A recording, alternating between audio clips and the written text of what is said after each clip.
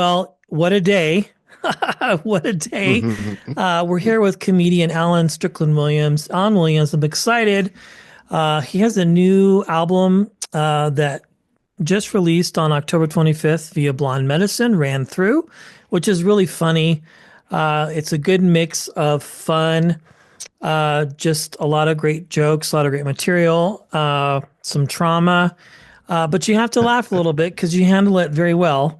And as a new comedian, I always listen to these things and I look at them differently because I think it's so fascinating for you to be where you are and to have done what you've done and have all this material. So thanks for your time. It's great to meet you. You're in London, so thank you. It's late there, I would imagine, like probably 7:30, 8:30 at night. It's 8:30, so it's not super late. I mean, it is kind of funny because places close here relatively on the earlier side. There Yes. are some places that stay out later, but yeah, thank you for the kind words about the album and everything. And yeah, it definitely was it's like ran through the title. There's part of it that's sort of, some of the material obviously reflects that title, but then also it is kind of like, God, I've been doing this for a minute now, and some of those jokes are from very, very early on in my career. Some of them were, written the week of the recording or stuff like that. But yeah, it definitely felt like a good snapshot of from the start to where I'm at now, and yeah, yeah. Anyway, I kind of lost my train of thought there, but No, no, that you're, trust me, you're headed in the right train station. I'm the king of ADHD. You're fine. So, very cool thing. Some of these are new, some of them are on the spot, maybe riffing or stuff that you've worked on throughout the trajectory of your career, which is one of the things that I think is so fascinating about comedy in general and stand up. Long before I ever took interest in it, was the fact that there is such a mix of different things and it's a constant tinkering, constant fixing, economy of words, totally. killing your darlings, all the different things. So if I see you four or five times, the jokes could be and potentially would be different. Although the premise might be the same. You might have new tags or you might have whatever, which is very cool. So now that you have got the album out and have done it, what's next? Do you shelve these jokes? Do you continue to monetize them and use them?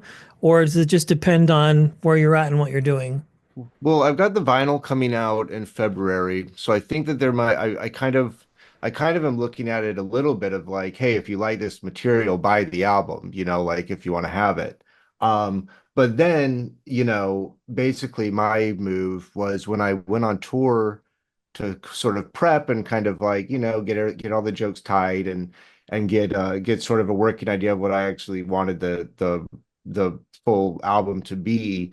I also just started writing a lot then. And so I kind of have, I wouldn't definitely not ready to put down another record or a special, but I have like what will be the beginnings of that going. And so that'll kind of be what I really focus on after that and sort of building from there, just kind of seeing what else, what pops up. I've also been actually going through um like some old joke books and finding some stuff that I'm like, oh wait, I actually have a different angle on this, and like, oh wait, I just forget so many of my jokes. I mean, I started as a one-liner comic, like purely one-liners. There's a lot of one-liners on the album, but definitely, the longer you do it, it's like doing just one-liners, especially for long sets, it's really, really hard, and it can be. They really all have to be gold, gold, gold for it to like really work through. Yeah. And to be perfectly honest too, it's kind of just nicer to have longer chunks of things that are more conversational that you can lean on because I'm not gonna lie, I like the writing part of comedy probably more than the performing part of it, so it's like I'm like, oh, I gotta actually do these jokes for people instead of just writing them down. But that's a part for me that sort of made it seem or made it God, I'm sorry. I literally just woke up from a nap. Oh no, So no, I'm yeah, I'm tracking with you, dude. You're totally fine. It's interesting because again, being 9, 10 months in, like when you're getting 3 minutes, 4 minutes, 5 minutes, maybe seven if you're hosting, Like it's hard to put your entire persona and personality in that short window. So I get like, you have to do what you can to get the laughs. But I can imagine doing an hour's worth of one-liners would be challenging, unless you're like a Mitch Hedberg or whatever, where that's kind of like what you do.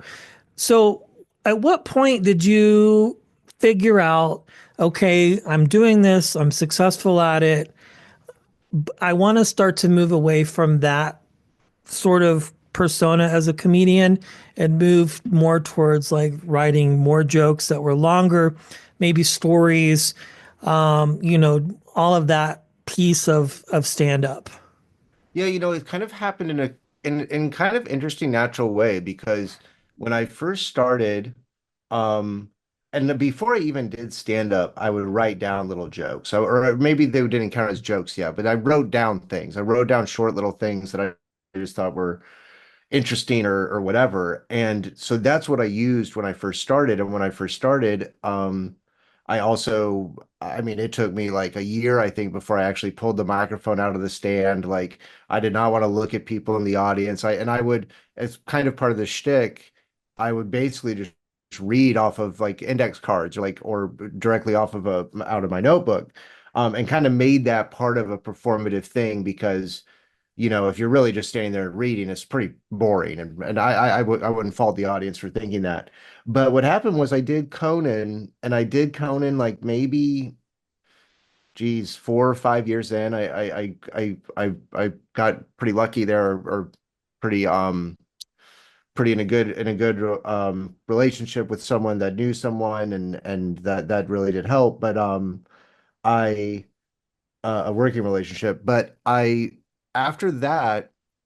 I literally just had this one chunk like that was a longer bit that came out of me just talking to a friend. It just the I have a bit called The Sun and the Moon, and it's like I would say it's probably one of my better. It's just a great bit. And it's just it's about something you see every day in the sky. You see the sun, you see the moon, and so very sort of like it has a sort of like evergreen relevance or whatever you want to say. But I was talking about waking up early, and my friend said, "Oh, well, you when you wake up early, you get a lot of stuff done." And I was like, yeah, but you know what sucks? Doing stuff like that. And so that kind of just started a natural thing. And then from there, like I kind of was riffing on it in the conversation and just sort of in my head. And I was like, oh, that's pretty funny. Like, and a lot of my one-liners too came from would come from me just saying something out loud and like it kind of coming together perfectly already. And those are always the best jokes, because you don't have to work too hard for them and they just come to you. But well, yeah, like you were talking earlier about word economy and stuff, you gotta get in there and tinker around and stuff. But I just had that bit that happened in that way, and I just kind of naturally kept building on it in a way that it kind of like combined. It kind of did feel like an evolution of what I was doing already naturally, but taking it to a different place where I'm having a point of view with what I'm saying. But if you took all of them separately, you know, they could stand on their own as jokes. So that pretty much is what did it because when I did Conan, I say I'm gonna tell you 11 jokes, and I told 11 jokes, 11 one-liners. And from there I started getting booked a lot more and doing the road a lot more and doing longer sets a lot more. So it was sort of like half a necessity and then half this thing kind of just naturally coming to me a little bit easier that made that possible. And then from there, it's like, oh wow, I can do a five, or maybe not. Maybe it's not a 5 minute bit, but oh, I have like a 3 minute chunk of a bit, which is like normally like literally I'm working in seconds at a time, like with a one liner, and sometimes one liners will have a big laugh that will really carry or like you'll kind of build naturally, but it just sort of worked out nicely, and then I was like, oh okay, I can do that. And I kind of feel like a lot of stuff, it's like what they talk about with like they thought no one could run a 4 minute mile until someone ran a 4 minute mile, and then people could run it even faster than that or whatever. Mm. I can't remember, but there's some phrase for what that is, and that sort of opened it up for me. And then from there, I was like, I kind of had the the wherewithal and the sort of confidence to just be like, oh no, I can go on longer stuff. And then, like on the album too, there's some stuff that gets into some really personal things that have happened to me, or like I said, pretty strong opinions here and there. But yeah, it kind of worked out naturally. Yeah, well, I listened and it's really funny and it's very smooth. It's Thank you. just yeah, 100%. Very lots of fluidity to it. So now you're touring with it, you're promoting it, you've got the vinyl coming out here in a few months. Um, it has to feel good to have it out for people to listen to. And what has the Totally. response And been from friends, family, peers?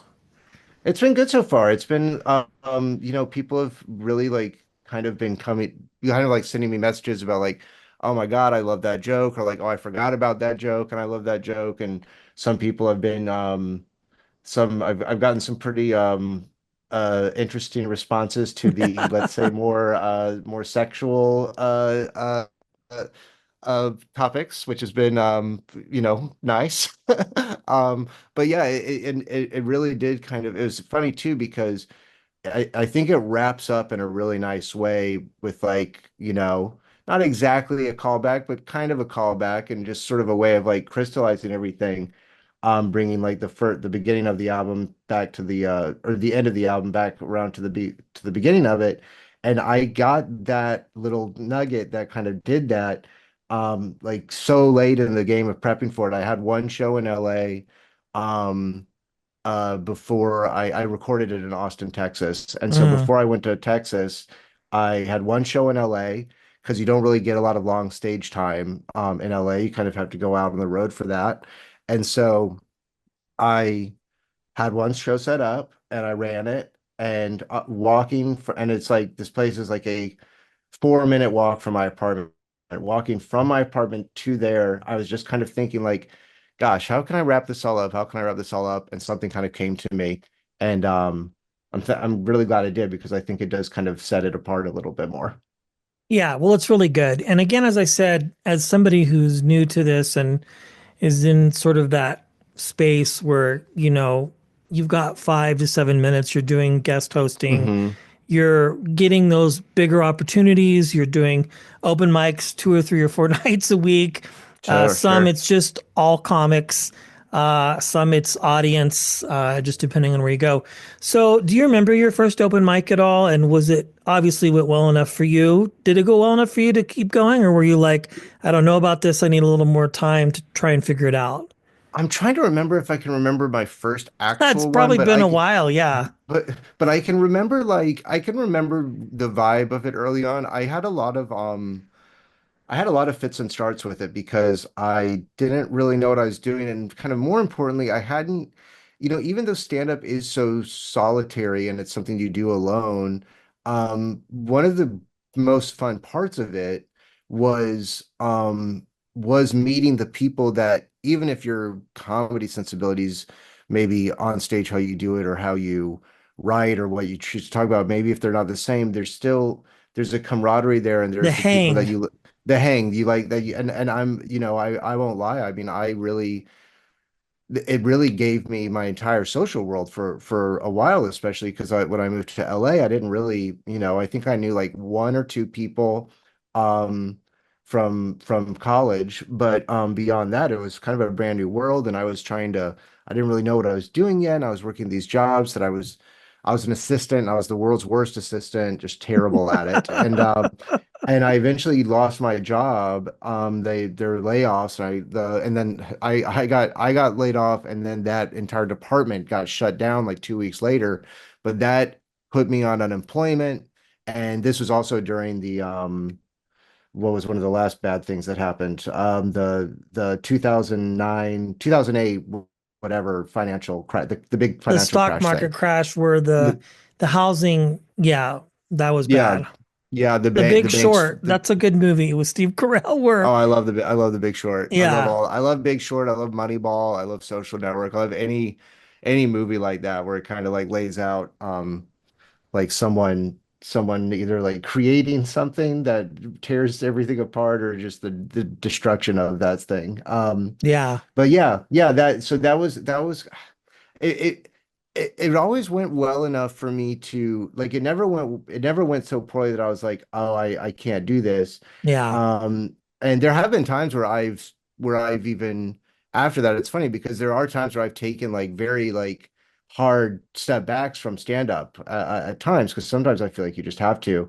But it was when I had the time because of losing the job, and that was when I really started to go because you got to go every night when you first start. Basically, you have to go as much as you can. Like I think for that first year, I mean, I think I could count the number of nights I didn't go to a mic on two hands. Like very like I was really obsessive about it. And some of us would all get into a car in like LA, there was some magic moment where there was a couple shows on very specific spots on the subway line in LA, and I lived right next to it. And that was like fantastic because then you could really just go all the way to downtown and then kind of work your way up doing spots.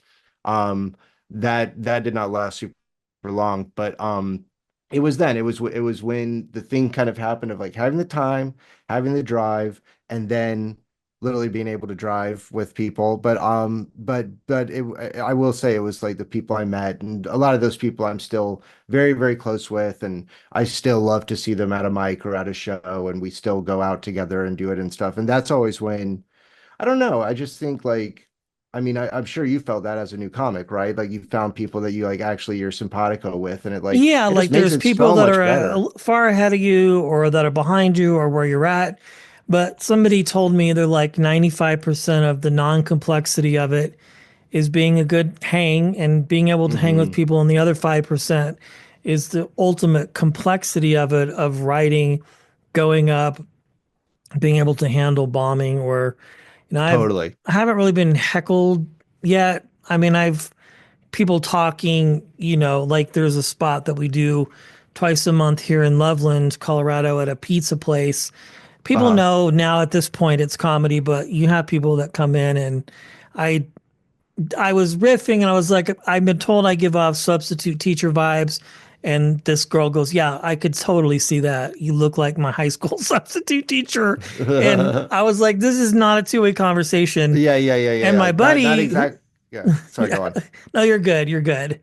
And my buddy's like, well, that wasn't really crowd work. She was heckling you, and I wanted to watch it and see what you would do. So, but my point being, it's like, it's just this wild world, like everything I've done in my life, you can get results either quickly or fairly quickly. Like this show, it's taken years to build, but you slowly start to see it. But stand up is just such a different skill set.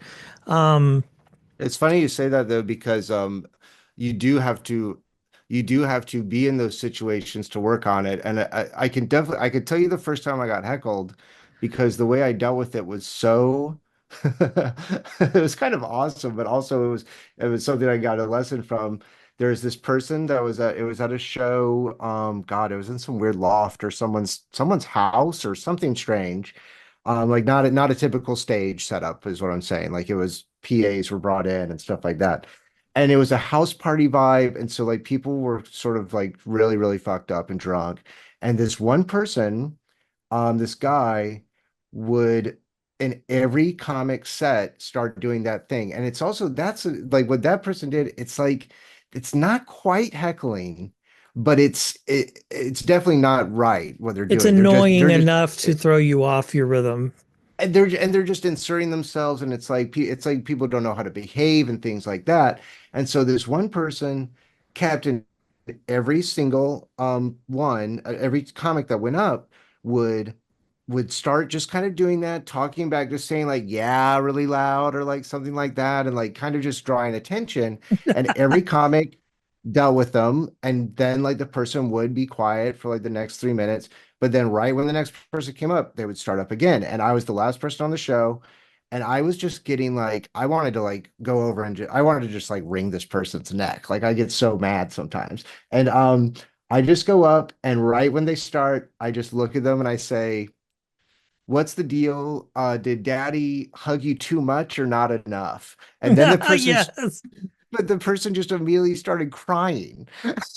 And so then it's like now what I just did was I destroyed a heckler so hard that like then the audience just kind of felt bad, even though they were definitely on my side, because then this person's like crying, and then like after the show, they're like, whoever put it together, they're like, yeah, they're my friend. They're just really going through it right now because of something. So I hit on something that like really like did, but that's just kind of what I always go to with that stuff because it's like it's an Yeah, that's attention funny. thing on some level. It's Yeah, some sort of narcissistic thing.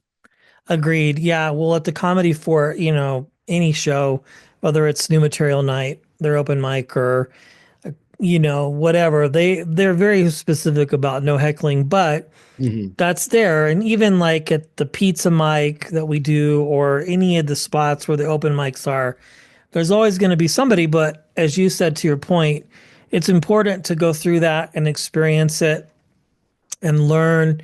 You just have to hold your ground and keep going, unless it's just really annoying. But it's funny, particularly at an open mic, whether you have people that are seasoned versus newer people, or newer, or it's their first time. Like, it's interesting to watch because the audience will develop very quickly of their taste of what they like, because it's Hmm. so many ups and downs. And so then if you're on the first half, you might get really lucky and be well, or the second half for people who have been there for about an hour. And so things are becoming less funny. So it's Right. interesting. You're like, I haven't done this in years, but it's a very interesting experience. That's one of Oh the no, things. I go to Mike's. It's very one of the very things I find so scientifically fascinating about comedy is like one night you could do for its funniest, you're up there with 5 or 8 other comics, you've got 5 minutes, and then you go to an open mic and the person that runs it says, hey, do you want to host tonight? Do you want to try it?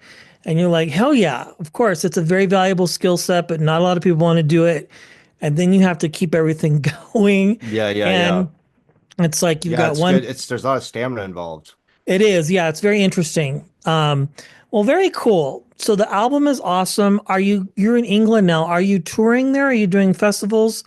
I'm not really touring. I basically told myself if I do the album and get it recorded and see it out, I want to reward myself with like a real just a reward. Like, So and you're on I've always vacation. want I'm on vacation. I took time off work, but I have always wanted to try stand up here. So I am going to do some shows while I'm here, and I think I might have some set up in Edinburgh and Glasgow as well when I'm up there next week. But I'll be doing some shows Friday night at a place called Big Belly. And I'm very interested because I've never been to a show here. Maybe I should even try to go to one before I go just to get a good taste of it. But I'm excited. I'm trying not to put too much pressure on it because I have heard it can be very different. And I also I'm kind of thinking right now specifically it's going to be an interesting time to be an American on a show in the UK. But but I'm looking forward to it and I think it'll be fun. There's something I was going to say connected to what we were just talking about. But yeah, it's so funny you talk about the ADHD stuff because I am so ADD, man. Like I literally just read a book about it because I was catching myself in these loops where I would like be on my computer writing a joke or writing down the bones of a joke, and then I like out of the corner of my eye I'd see like, oh, you know what? I need to do the laundry, and like then I like go do the laundry, and then like but then like I'm putting the laundry out and I'm like, oh, you know what? I'm hungry. And then like I go and like start making a sandwich. I'm like, wait, I need to remember to write down that joke. And then I go back to the joke. And like literally these loops would like happen and happen. And so I read this book and I'm actually kind of I feel like I'm going to become one of those annoying like people that talks about ADD all the time now because I'm like, oh shit, it's real. Yeah, well, you're talking to somebody who is diagnosed and takes medication, and has a 10-year-old who is being diagnosed and Well, takes because that's the thing about it that I had no idea that there was a genetic like component to it, and predisposition reading 100%. yeah, and I'm a have firm you believer. I'm a firm believer. yeah I was just a 10-year-old who wasn't applying himself, who had a lot of energy. We found hmm out during the pandemic for my son, and thank God for medications and things that will help him live a healthier, better life. But yeah, it's tough, but yeah, it's crazy. It's a very real thing. yeah And, I don't think you would be annoying talking about it, but I mean, there are people who say they have it and it's kind of like just a byproduct of humor.